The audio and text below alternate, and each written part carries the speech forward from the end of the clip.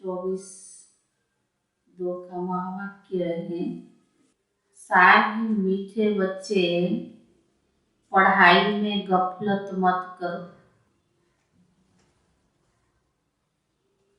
अविनाशी ज्ञान रत्नों से अपनी झोली भरते रहो। विनाशी धन के पीछे इस कमाई को छोड़ना नहीं। प्रश्न है, जो बच्चे बाघ के समान रहम दिल है, उनकी निशानियां क्या होगी? उत्तर है, उन्हें ज्ञान का नशा चढ़ा हुआ होगा। वे ज्ञान रत्नों को स्वयं में धारण कर दूसरों को ज्ञान का इंजेक्शन लगाते रहेंगे, सबको आसुरी मत से छुड़ाते रहेंगे। दूसरा, जो बाबा सुनाते हैं उसे नोट करेंगे, माना लिखेंगे और सवेरे सवेरे उठ उस पर गौर करेंगे। विचार सागर मंथन कर सदा हर्षित रहेंगे। गीत है, हमारे तीर्थ न्यारे। ओम शांति। शिव की जयंती कब होती है? वह परम पिता परमात्मा शिव कब अवतरित होते हैं, ये भारतवासी नहीं जानते। तुम बच्चे भी नंबरवार पुरुषार्थ अनुसार जानते हो कि शिव कब अवतार लेते हैं। गाते हैं रात्रि को अवतार लिया, परंतु कौन सी रात्रि? क्या यह जो कामन रात दिन होते हैं, वह रात्रि है या और कोई रात्रि? इसको भारतवासी नहीं जानते। शिव के बदले उन्होंने फिर कृष्ण जन्म का रात्रि 12 बजे को रख दिया है। शिव को मानते हैं, परंतु कब जन्म लेते यह जानते नहीं। शिव अवतरण का दिन सबके लिए बड़े से बड़ा दिन। कौन सा दिन बड़ा है? शिव अवतरण का दिन बड़े से बड़ा दिन, क्योंकि वो सर्व का सद्गति दाता। जब सबके ऊपर भीड़ पड़ती है यानी दुख होता है, तब चिल्लाते हैं, ए पतित पावन आओ, ओ गॉड फादर रहम करो। पोप भी कहते हैं, गॉड फादर इन मनुष्यों के ऊपर रहम करो। ये एक दो को मारने के लिए तैयार हो गए हैं, कोई की सुनते भी नहीं है। इनको ईश्वर मत दे, ऐसे कहते हैं, ये कोई की सुनते नहीं है, इनको ईश्वरी मत दे। तो 52 का, कोई घर में बिगड़ते हैं तो कहते हैं, ईश्वर इनको अच्छा मत दो, क्योंकि आसुरी मत पर चल रही है। और भगवान है कौन, यह भी नहीं जानते। कह देते भगवान निराकार है और सर्वव्यापी है, फिर तो कोई बात ठीक नहीं ठहरती। तुम बच्चे जानते हो बाबा कैसे साधारण ब्रह्मा तन में अवतार लेते हैं। ब्रह्मा कहाँ पैदा हुआ, यह भारतवासी नहीं जानते। दादा का चित्र देख मूझते हैं, समझते हैं ब्रह्मा ने विष्णु की नाभि से जन्म लिया। अब नाभि से जन्म किसका तो होता नहीं। विष्णु कहाँ का रहने वाला है, किसकी बायोग्राफी को जानते नहीं। क्या ब्रह्मा द्वारा विष्णु ने सब वेद शास्त्र सुनाया? ब्रह्मा के हाथ में वेद दे दिए हैं, यह नहीं हो सकता। बाबा समझाते एक तो बच्चों को देही अभिमानी होकर यहाँ बैठना। हम शरीर नहीं आत्मा है, इस अवस्था में बैठना है। हम आत्मा परम पिता से इन कानों द्वारा सुन रहे हैं, परंतु बच्चे घड़ी घड़ी भूल जाते हैं। हम आत्माओं के साथ परम पिता परमात्मा वार्तालाप कर रहे हैं, जो सबका सद्गति दाता ज्ञान का सागर है। वो बैठकर बच्चों को पढ़ाते हैं। यह सिवाय तुम्हारी किसकी भी बुद्धि में बैठता नहीं है, इसीलिए इतना रिगार्ड नहीं रखते। जब तक भावना नहीं होगी ना, तब तक रिगार्ड नहीं रखते। अगर निश्चय है कि भगवान पढ़ाते हैं तो ये पढ़ाई 1 सेकंड भी नहीं छोड़ सकते। तो बाबा ने कहा ये पढ़ाई आधा पौना घंटा चलती है। बाबा कहते सिर्फ मुझे याद कर। अगर 2 घंटा 1.5 घंटा तो कौन बैठे। तो मुरली चलती कितनी, आधा पौने घंटा। बाकी बाबा ने कहा सिर्फ मुझे याद करो, यह एक बात कभी नहीं भूलो, बाकी तो यह है विस्तार। बाबा समझाते हैं ये जो वेद शास्त्र पढ़ना, दान पुण्य करना, ये जो भी करते आए वो सब क्या है? वेद शास्त्र पढ़ना, दान पुण्य करना, जो भी करते आए वो क्या है? यह भी ड्रामा में बना हुआ है। आधा समय ज्ञान और आधा समय भक्ति। ब्रह्मा का दिन, ब्रह्मा की रात, ये कॉमन दिन रात तो जानवर भी जानते, परंतु ये ब्रह्मा का दिन रात तो बड़े बड़े विद्वान भी नहीं जानते। तुम बच्चों को ग्रस्त व्यवहार में रहते, धंधा आदि करते, पढ़ना भी जरूर है, इसमें गफलत नहीं करनी चाहिए। बाबा जानते हैं फलाने फलाने गफलत करते हैं, रेगुलर पढ़ते नहीं है तो नापास हो जाएंगे, फिर कम पद भी पाएंगे, क्योंकि विनाशी धन के लोभी है।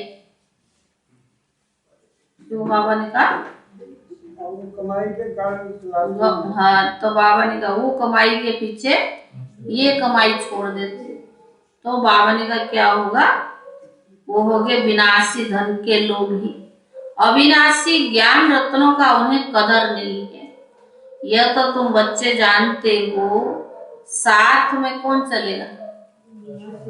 यह अविनाशी ज्ञान रत्न ही साथ चलेंगे।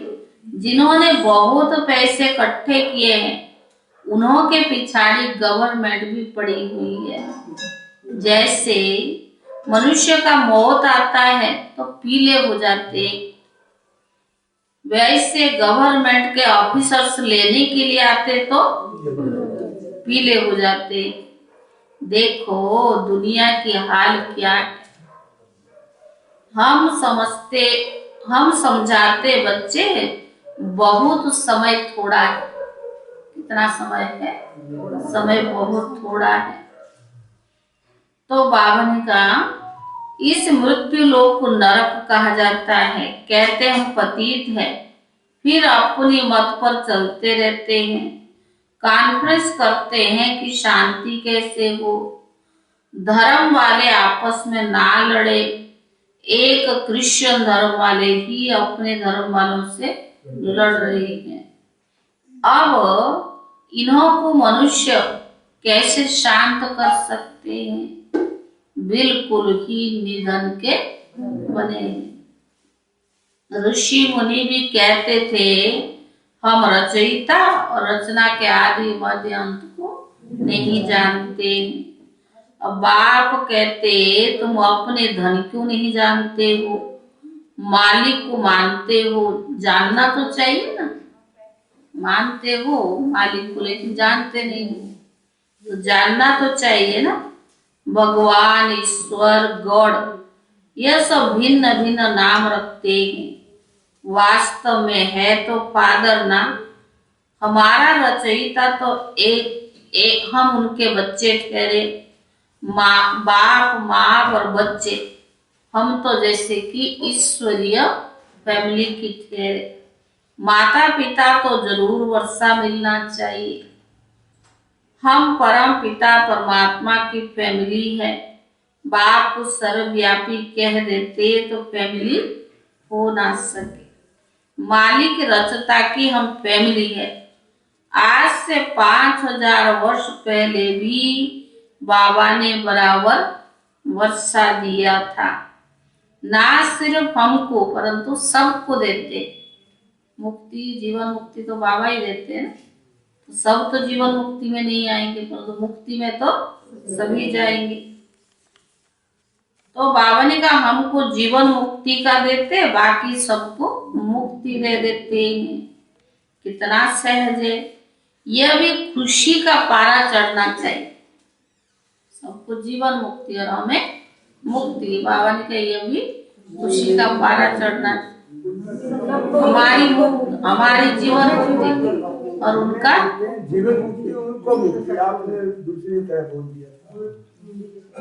बाबा ने कहा परंतु सबको देते हैं, बाकी सबको मुक्ति देते। कितना सहज है। यह खुशी का पारा चढ़ना चाहिए। परंतु ओहो ममो माया, यहाँ से बाहर जाते सब कुछ भूल जाते, बाप को ही भूल जाते।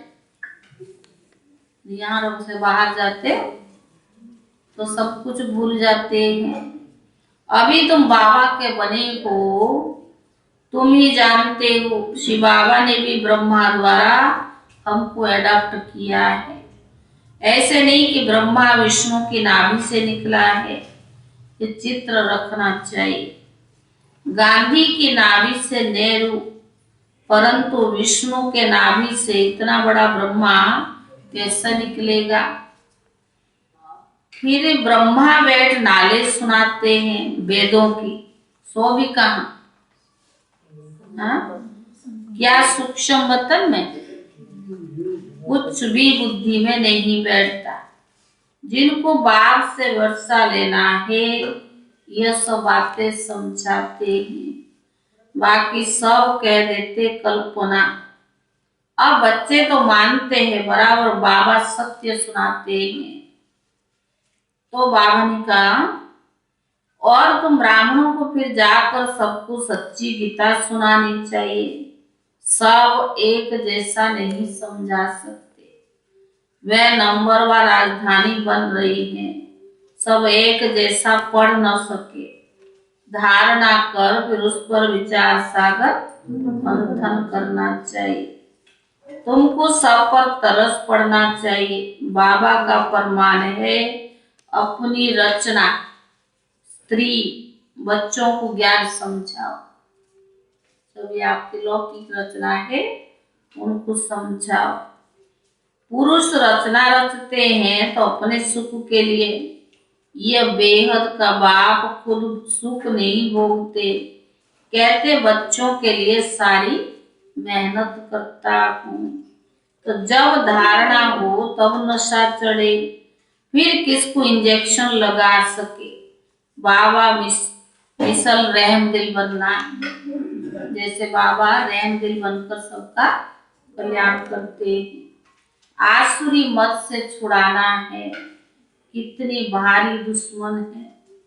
राम और रावण की है ना, ये रावण राज्य है, वह राम राज्य है। मनुष्य तो कुछ भी नहीं जानते कि पावन कौन बनाते हैं और पतित कौन बनाते हैं। बाबा बच्चों को कितनी अच्छी रीति समझाते हैं।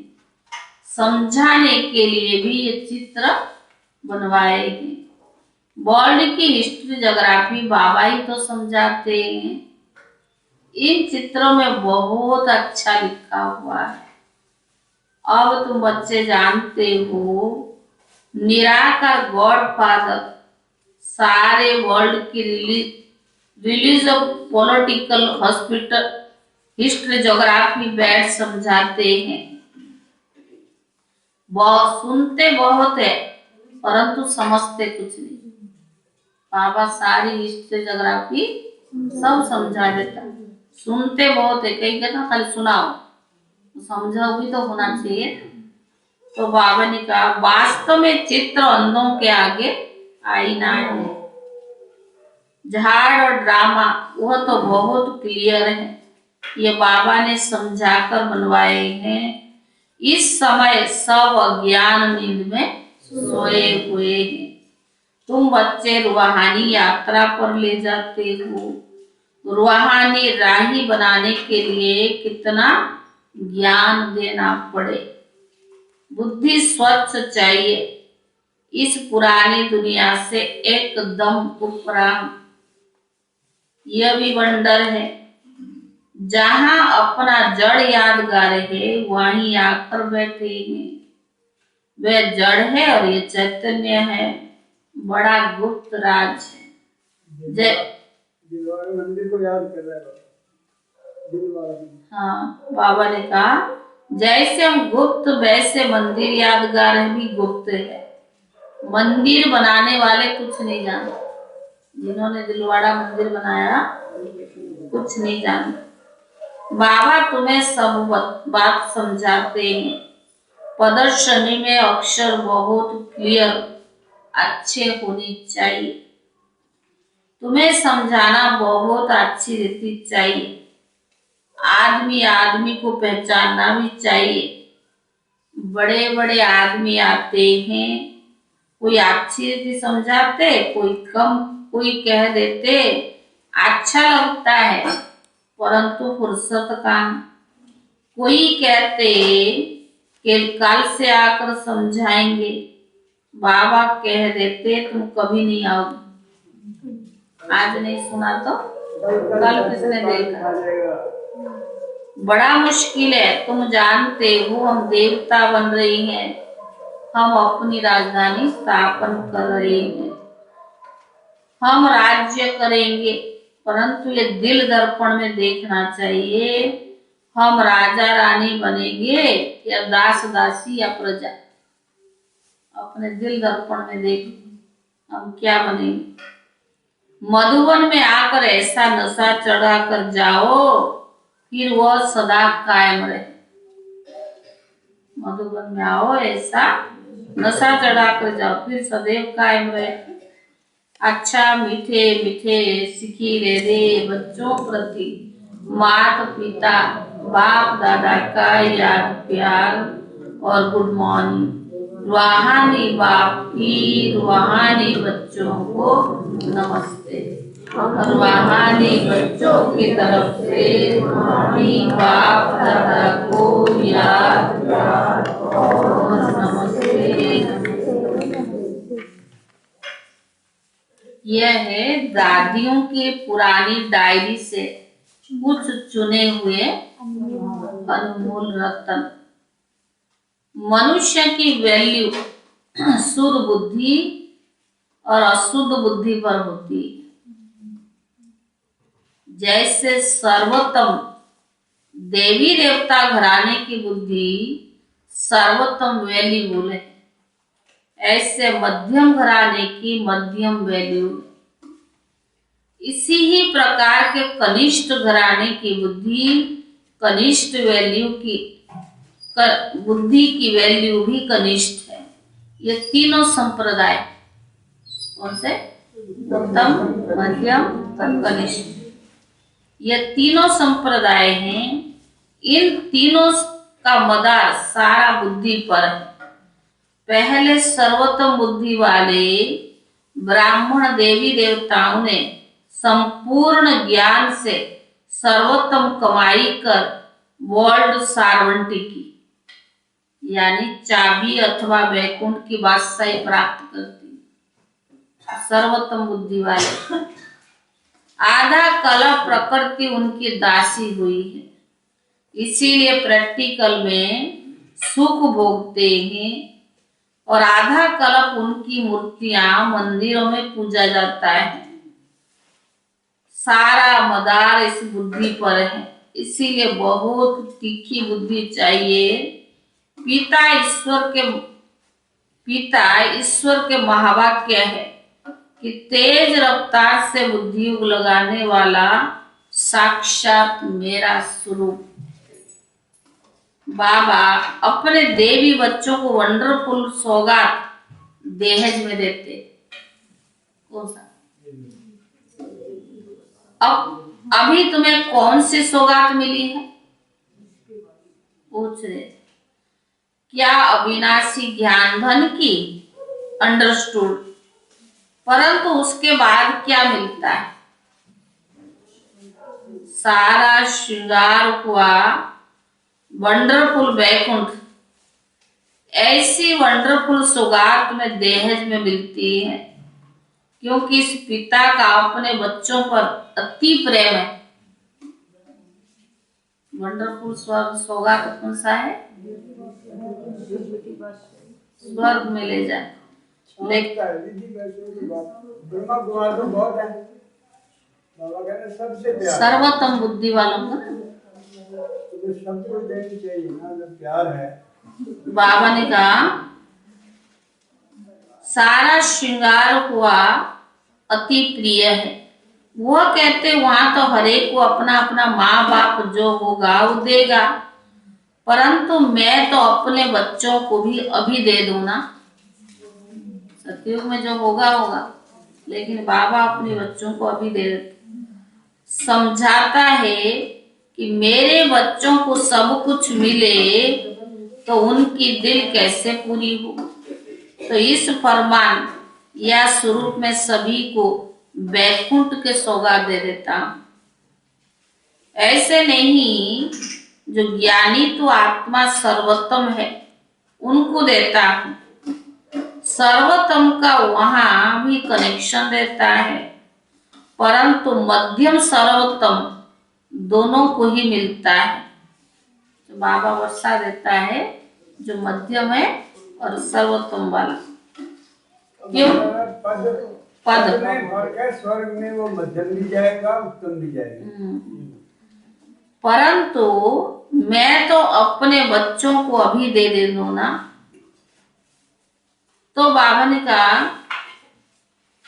परंतु मध्यम सर्वोत्तम दोनों को मिलता है, क्योंकि इस समय देवी बच्चों को होने के कारण एक समान अति प्रेम रहता है, जिस कारण ऐसा वैकुंठ के सौगात दे देता हूं, जिससे जन्म जन्मांतर सभी बच्चे सुख भोगते। उस रायल घराने की महिमा और पूजन है। यह घराना रायल है तो उनकी ये वन महिमा है। देखो लाड़ कृष्ण की कितना धूमधाम से महिमा करते हैं। बावन के यूरोपियन भी कहते हैं लाड़ कृष्ण। कृष्ण के पुजारी भी श्री कृष्ण का नाम लेकर कहते हम कृष्ण के पुजारी हैं। पूजा करने वाले पुजारी को ब्राह्मण टाइटल दे देते हैं, जिससे प्रकृति उन्हों की भी दासी हो जाती है। लेकिन प्रैक्टिकल में उन्हों की लाइफ ब्राह्मणों की है नहीं। सिर्फ अपने ऊपर टाइटल रखवाना, अपना नामाचार किया है ना। सतयुग के समय जो भी कायदे वह सब यहाँ से ही शुरू होते, संगम युग पर ही शुरू होते हैं जो सतयुग का कायदा है। तो बाबा ने कहा उन कायदों की स्थापना पहले यहाँ होती है। जो ला यहाँ मर्ज रूप में रहता है, वहां इमर्ज और प्रैक्टिकल स्वरूप ले लेता है। कहाँ? सतयुग में। जो यहाँ से ज्ञान उठाया जाता है वो अंत मते सोगति हो जाएगी। यहाँ की जो मत है उनसे यहाँ प्रैक्टिकल में कदम उठाया जाता है, सोच किया जाता है ना। कहते सोच समझ करके कदम उठाओ। कदम पहले नहीं उठाया जाता है, यहाँ पहले सोचा जाता है, फिर वहां कदम उठाया जाता है। यहाँ सोच इमर्ज है तो कदम मर्ज है, वहां कदम इमर्ज है तो सोच मर्ज है। अगर मनुष्य की बुद्धि सालिम है तो सब कुछ है। बुद्धि बहुत विशाल चाहिए। इस डिवाइन फादर का इतना गायन क्यों हुआ है? क्योंकि विशाल बुद्धि वाले कौन? ब्रह्मा बाबा। बुद्धि से ही मनुष्य राजा और बुद्धि से ही रंक बनता है। ये जिसका जैसा बुद्धि है उसी अनुसार कोई राजा कोई रंक। बुद्धि सभी कर्म इंद्रियों के शिरोमणि गाई जाती। 5 कर्म इंद्रिया उसमें बुद्धि उनकी शिरोमणि है। तो बाबा ने कहा विशाल बुद्धि वाले डिवाइन आत्माओं का मस्तक चमकता है, क्योंकि बुद्धि में सारा ज्ञान भरा हुआ है। वे फिर जब अन्यों को अपनी बुद्धि रूपी तिजोरी से ज्ञान रत्न निकाल देता है तो उनकी चमक नहीं दिखाई देता है, जिसके लिए डिवाइन फादर की महिमा निकलती है। परंतु नंबर 1 उन्होंने भी शिरोमणि डिवाइन फादर प्रजापिता ब्रह्मा की ही महिमा गाई हुई है। ओम शांति। धारणा के लिए मुख्य सार। पहला, इस पुरानी दुनिया से उपराम रहना है। स्वच्छ बुद्धि बन ज्ञान धारण करके फिर दूसरों को धारण कराना है। इस पुरानी दुनिया से उपराम रहना है। स्वच्छ बुद्धि बन ज्ञान धारण करके फिर दूसरों को धारण कराना है। विचार सागर मंथन करना है। विचार सागर मंथन करना है। दूसरा,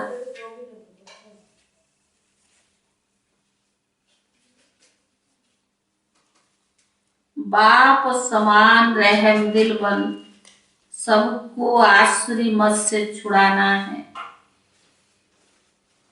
दूसरा है बाप समान रहम दिल बन सबको आसुरी मत से छुड़ाना है।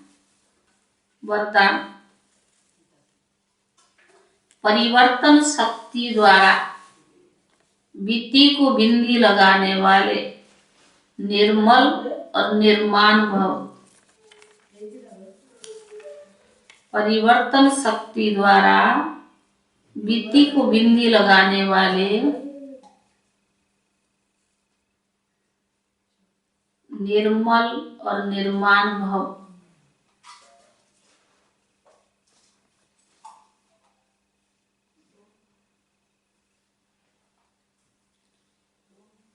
परिवर्तन शक्ति द्वारा पहले अपने स्वरूप का परिवर्तन करो। परिवर्तन शक्ति द्वारा पहले अपने स्वरूप का परिवर्तन करो।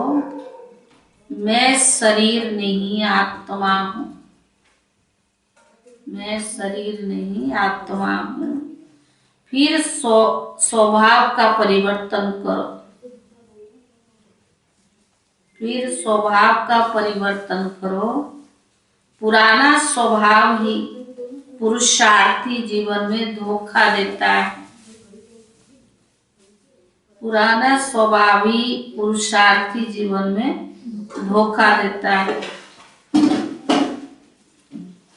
तो पुराने स्वभाव अर्थात नेचर का परिवर्तन करो। फिर है संकल्पों का परिवर्तन।